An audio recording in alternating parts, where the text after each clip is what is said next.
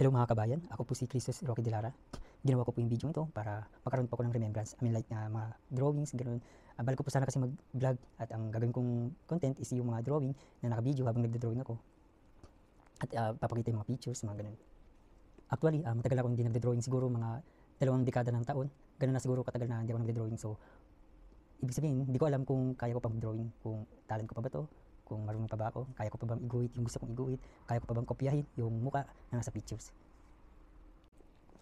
Siguro huling pag-stop ko sa pagdodrawing is yung year 2007 o year 2008. Ganun katagal na siguro ako hindi nagdodrawing. Nung nag-aaral pa po ako noon sa BSU, Bulacan State University. And ang course ko po doon is architecture. So, yun po siguro yung huli kong pagdodrawing. Tapos ito yung first drawing ko after almost 20 years. Ayan, sinusubukan kong mag-drawing.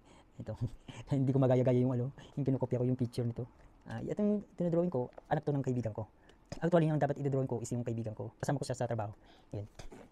Siya dapat yun ang i-drawing ko kasi nagaganda na ako sa mukha ng katrabaho ko yun. Maganda yung mata, maganda ilong, maganda yung lips. Tapos ang ganda din ang hubog ng kanyang mukha. So kaya parang gusto kong i-drawing yung, kumbaga parang sa mga model, di ba parang meron tayong gustong i-model kasi nagagandahan tayo dito. Parang siya yung gusto kong sanang i-drawing. Pero nakikita ko kasi sa kanya, sa personality niya, nakikita ko sa kanya kung gaano niya kamali yung anak niya. Yung anak niya parang dalaga na, pero parang baby pa rin sa kanya, prinsesa sa kanya. Kasi parang na-inspire ako sa kanya sa inspirasyon niya. Ang inspirasyon kasi niya is yung anak niya. Tapos parang na-inspire naman ako doon. So kaya ang naisip ko, hindi na lang siya i-drawing ko. So yung naisip kong i-drawing na lang is yung anak niya. Tapos pag nagaya ko siguro, sana magaya ko yung mukha ng anak niya, tapos ibibigay ko ito sa kanya para maging inspiration niya sa trabaho.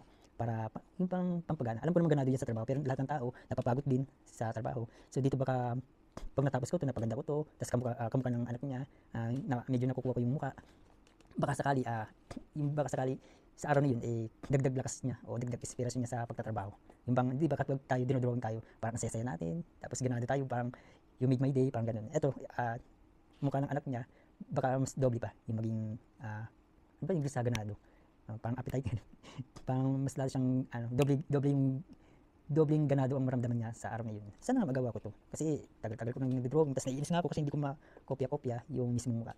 Pero pag tinulungan ako ng Lord, magagaya ko yung mukha nito, mukha ng anak niya, tapos mapapasaya ko siya, tapos may-inspire siya, yun. So yun lang, next video siguro natin, papakita ko yung kung paano pag-drawing ito. So ipapass forward ko na lang. Siguro yung mga, anong video yun? Yung mga time-lapse, parang ganun.